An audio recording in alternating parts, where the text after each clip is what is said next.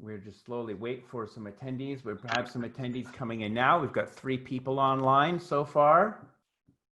Got those numbers driving up like crazy with 5 people now, 6. There we go. We have everyone joining in again. Hi, everyone.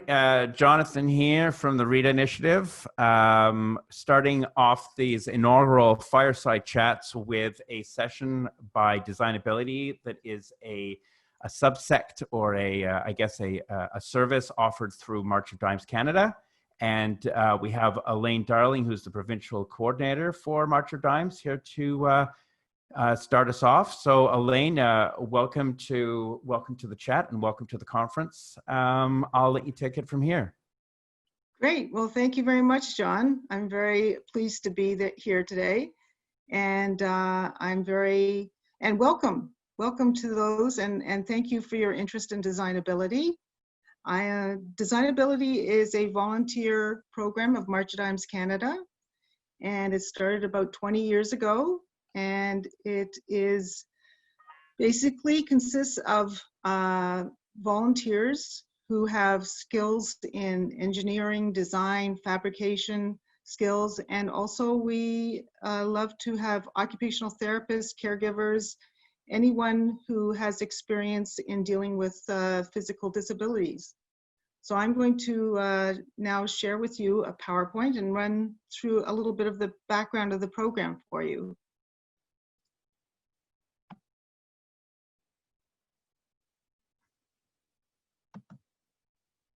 Here we go.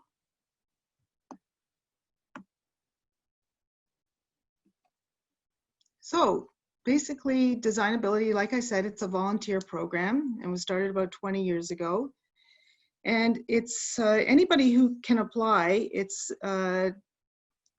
basically if you have a physical disability, or if you care for someone with a physical disability, you can apply, and it's a simple form that you can get online, and you just have to apply, just have to give us your contact information and describe the problem or barrier that you're having.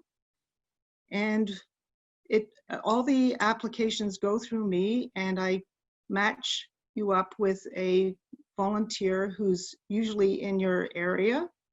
And we arrange for a meeting so that we can assess what the actual needs are and take any dimensions, pictures, and just basically assess what are the needs and get as much information as we can. There's no charge for this service, but we do ask that the client covers any costs for materials. And of course, during this time of COVID-19, we are accepting applications and requests, but we can't obviously do all the requests that come in. So if they require a lot of installation, home visits, or personal contact, we have to postpone those, but we still have volunteers who are willing to work on them in their workshops. So as I mentioned, it's just a simple form to request for assistance. And right now, we have covered about 80 municipalities across Ontario, and we are expanding out to Manitoba, but it's mainly in the Ontario area. And we are taking applications elsewhere, especially if it's a product that can be designed, fabricated, and then shipped or delivered. So if it's something that doesn't require custom installation or measurements, that's something we can entertain.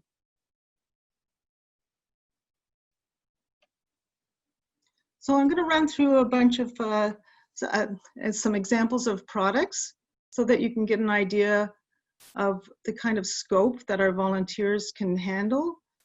But if you go to our website at marchofdimes.ca/designability, you'll see hundreds of products there. And really, the sky's the limit. So please don't hesitate to contact me or apply for making a request for assistance, because you never know what, first of all, what our volunteers are capable of doing, and also what, you know, the scope of what we can handle. So one of the things about DesignAbility, unlike some of the other programs at March of Dimes, is that we take care of requests for children as well. So this example on the left-hand side, you can see a bicycle for adaptation for this little boy, which enabled him to get around the neighborhood. And it was really a tremendous experience for him, so that he could experience getting out into the neighborhood and meeting his friends. And the next product over is a half step, which is for people with who have suffered a stroke or a disability where it's difficult to raise their foot the 7 inches that is required on most stairways. This half step reduces that to about 3.5. It's basically a box with a cane on it, and it's been quite popular. And it's a good example of a DesignAbility product that is, because most of our products cost under $20 in materials. Our volunteers are very resourceful at finding materials, recycling materials. And so when we say that the client has to cover the costs, most of these products are under $20. And if there's a product or a request for something that's expensive, then the client, we can apply to March of Dimes for some extra funding. This item on the right-hand side is the kitchen mobility stool.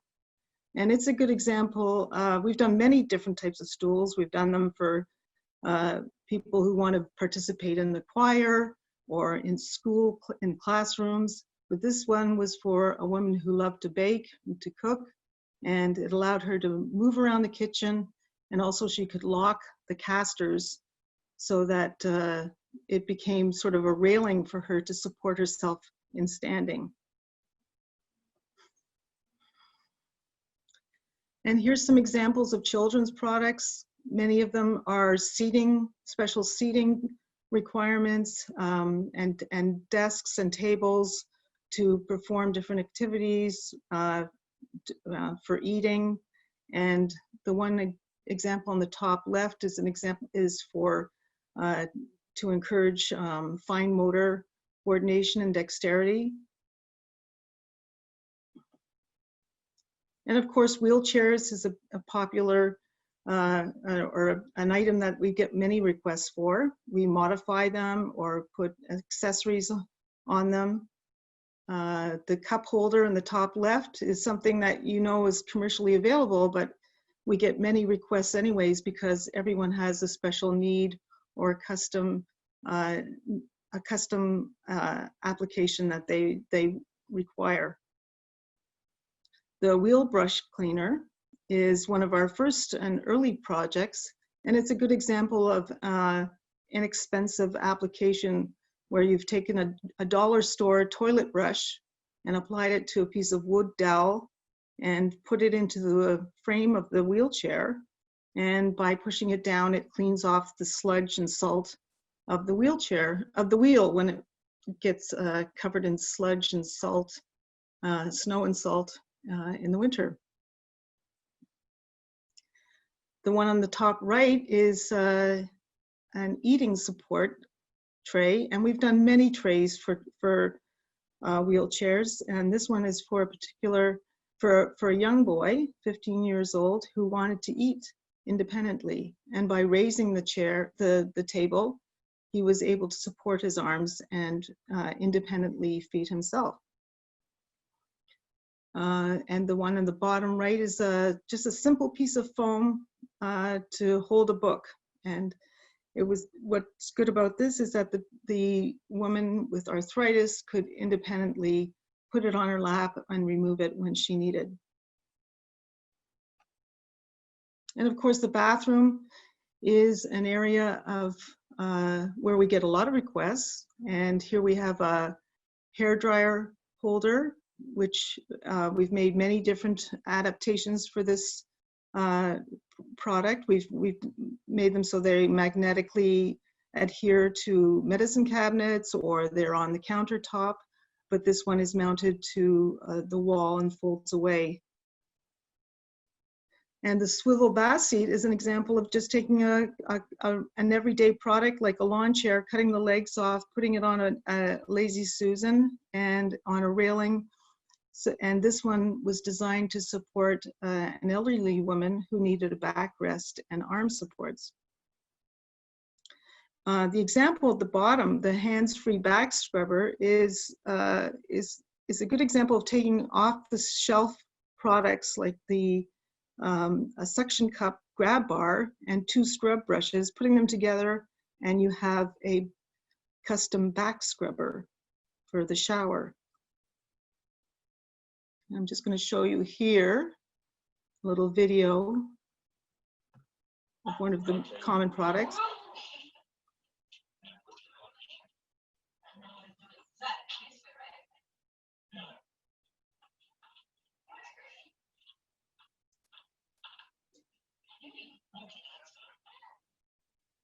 So this is a good example of extending an arm or a handle to make a product accessible. Right here we have done the same thing for a hair, like a device to wash your hair. We've put hairbrushes on these kind of arms or shavers, but it's just the same kind of principle of extending an arm and a custom arm to make a product more accessible.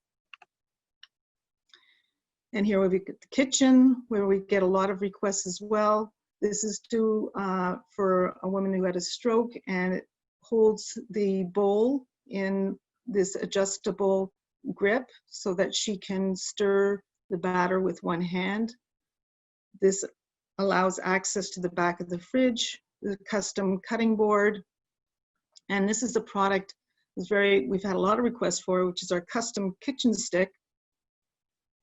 And it allows you to turn the knobs on the back, a stove that has the controls at the back, on the back panel. And this bolt here allows you to pull out a hot oven rack. And this allows you to turn the kitchen taps. And each one is a little bit different depending on the needs of the customer. And it's a good example of a product that might cost under $10, but can be a tremendous tool in the kitchen. Oops. And we do sports and hobbies.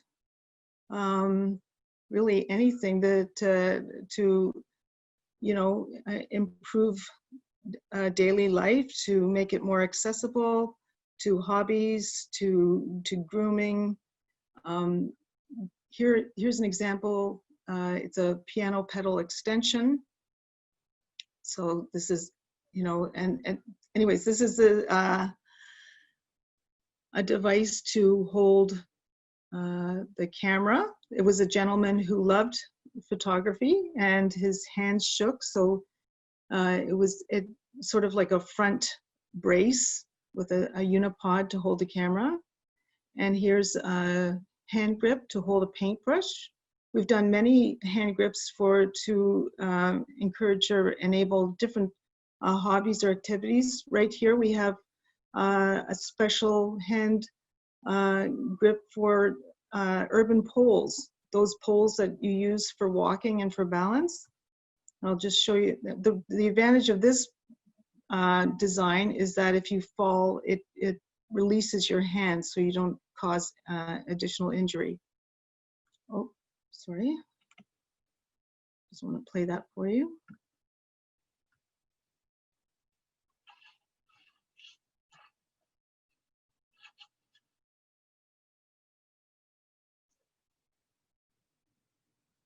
And here we have an artist table with a bar that's used for supporting a woman who had her hands shook, so she needed that extra support, and it removes and she can use it as a bookrest, and a device for playing cards. And of course, communication devices are very popular right now. We do a lot of holders for iPads, phones, computers, laptops. Here's a device for a gentleman who had ALS, and we took his bed controller and made it into a foot controller because he no longer had any upper body ability. And so each different colored button was for a different operation of the bed. So he could now get in and out of bed on his own independently, didn't have to ask an attendant. And that's what it's all about, just increasing that, that ability to be a little more independent.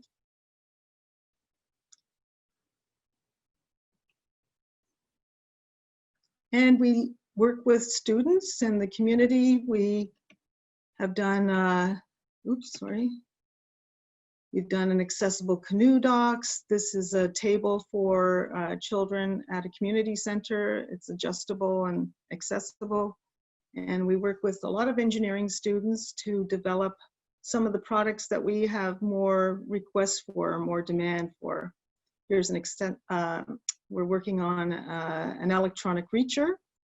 And this is for a wheelchair washer, wheel washer, for a more sort of corporate application. And here's some of the students involved in their projects.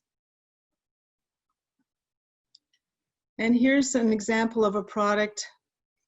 We had a request for a young boy who is 3 years old, and he had muscular dystrophy, and his mother was trying to teach him how to skate, and it was difficult for her. She had to hold him up all the time. And so one of our volunteers in Ottawa developed this prototype, as you can see right down here. And for the first time, he was able to go off and skate on his own. And after that, we had many requests for this type of device. And so we developed it to make it more of a knockdown and easy to manufacture product. I'll just show you this little video here.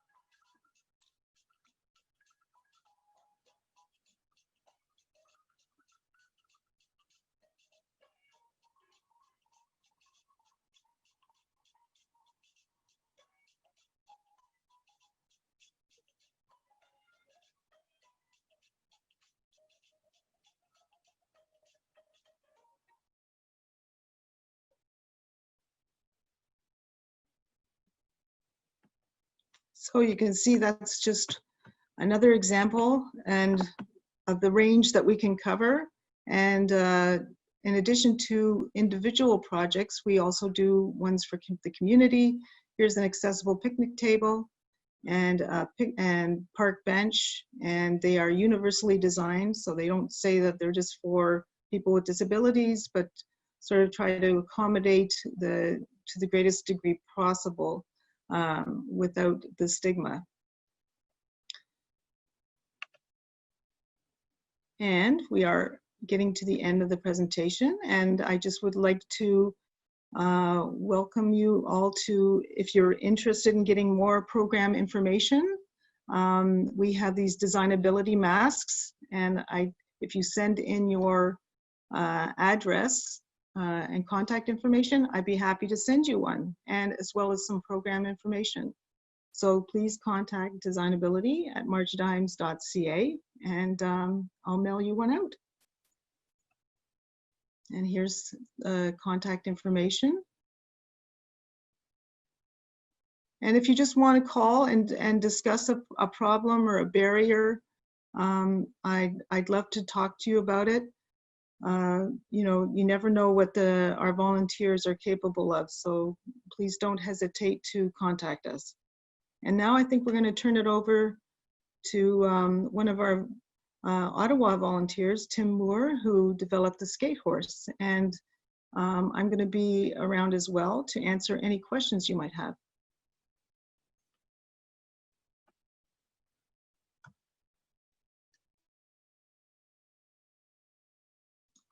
Here we are. Oh, good afternoon, Pete folk. It's great to see everybody is enjoying this, and I hear there are quite some large numbers.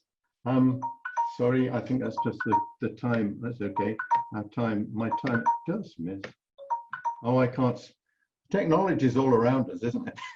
I think Corona is one problem, technology is another. Anyway, yes, I'm a volunteer with March of Dimes. I've been doing it for about 20 years, on and off. When I was working professionally, I spent a little less time, but now I'm retired. I'm able to do this a lot more, and I have a bit more time to go and visit people sometimes during the day when it's more convenient for them. I'm answering some of the questions as we go along, but I'm going to talk through some of them as well. So my background is in human factors, which is a type of human engineering where you look at how people behave with things and how what's easy to use. It's now called usability or whatever. I was working for Nortel on that, and so over my years, I've done things, physical products such as an artist's easel.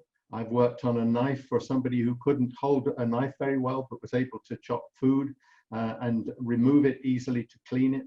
I've done all kinds of things. So I've worked on all of these kind of things, and we work on pretty well anything that comes in. I want to first of all say that it's such a lot of fun to do this. It's not a job. It's a delight, actually. We meet people who have a problem. We meet them, find out a bit more about their problem, and then they may talk about things that they've tried to do. We measure if the device needs some measurement. If it's in a bathroom, we measure how much space there is in the bathroom. In a kitchen, how high the countertops are. And then we go away and come up with some ideas and take them to show the client to see how they think it's as it goes along. And when we finished, we give it to them, and that's pretty well all it goes. If people have, if we buy something that's very expensive, a bath seat or something like that, that's say over $60 or $70, we may ask them to put a contribution to it. But if they haven't got that money, we will find ways of raising that money. I've got some questions here. So yeah, I'm happy to help and give you some of the questions verbally, so you can just concentrate on answering them. Okay, that would be great. Yeah, so you've got one here. Someone's saying, is there an easy way to help out and volunteer? Is there a form to fill out? Yes, there are some forms to fill out. Most of those are strictly from a legal perspective. We want to make sure that there may be a police check in some cases, because you can't visit people's houses without feeling comfortable that you're not coming there to rob them. It's a necessary thing, of course, nowadays when you're looking after somebody else's children or if you're going into their house. So that's very simple. The program's available across Ontario, and it's very easy to apply. It's very easy to meet other volunteers. I'd like to encourage a lot of people to volunteer on this, because if we get lots of volunteers, we typically also get lots of projects, because people are more available to go and meet the clients. And we also get projects from carers, if you like, people who are not necessarily the person themselves. They might be parents, or they might be somebody who's a nurse that comes in to look after somebody, or obviously a husband or a wife of somebody who's got a disability. So Okay. Most of the time we just get a signature from them if the person who wants the help can't sign, or for some reason can't read the documents. So we've got a few more questions. We've only got a couple minutes, so I want to get through some of these. If you can keep your answers a little bit shorter, that would really let us get through these quicker. We've got someone asking, whether, like, how long does a design take? And do you keep an inventory of solutions that have previously worked? A design typically takes, I would say, 2 weeks, but a lot of that is to get the material. In some cases, for example, you might need waterproof material, which is also easily bolted together. If it's wood, you might need some help getting a particular type of wood. So sometimes it can be done in a couple of days. Sometimes it takes a couple of months if there are some difficulties. But usually I would say 2 to 3 weeks is the time. And what was the second one was to do with? It was how do you keep an inventory of solutions that have previously worked, and are they accessible for people to be able to see that sort of database? They are available, but they're not as available as I think I would like them to be. I think one of the things we're going to be working on is making sure that these inventories are available so people can see them. In some cases, of course, if there's a person involved, we need their permission to publish a photograph with their face on, or we mask their face from people who are just looking from visitors. Tim, can I interject here? I just would like to say that most of the projects, there's hundreds of projects available on our website at marchofdimes.ca/designability. On the left-hand side, it says projects, and they're divided into categories. So you can go there and see a large example amount of projects that we've done previously. Thanks. Thanks for that additional piece of information. We have someone asking as well, I'm wondering what kind of workaround solutions there might be for someone having a difficulty getting into a shower that's in a traditional tub situation without going to the expense of retrofitting the tub unit. Oh, can I answer this one? Yeah, Elaine can answer that. The reason I'd like to answer this one is because we actually had an example of this in Hamilton, and just quickly, because I know how expensive shower and bath renovations are. And one of our volunteers came up with a very simple platform. And of course, it depends on the layout of the existing shower, but it was a platform with a foldable or stowawayable ramp. And so basically it took an existing shower and changed it into an accessible shower. So there are ways to do it inexpensively. And also we've done many bath seats and also transfer boards. So depending on the request, yes, there's definitely ways to get around the expense of modifying a shower or bath.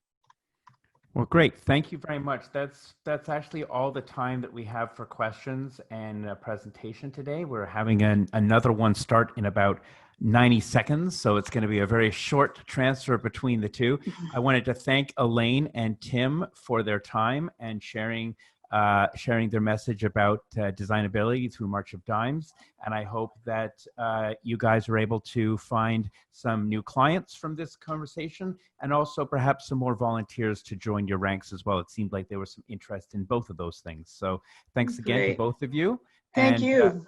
And I understand as well, if you want to share your email with Elaine and with March of Dimes, they will get out one of those DesignAbility masks to you as demoed in the presentation.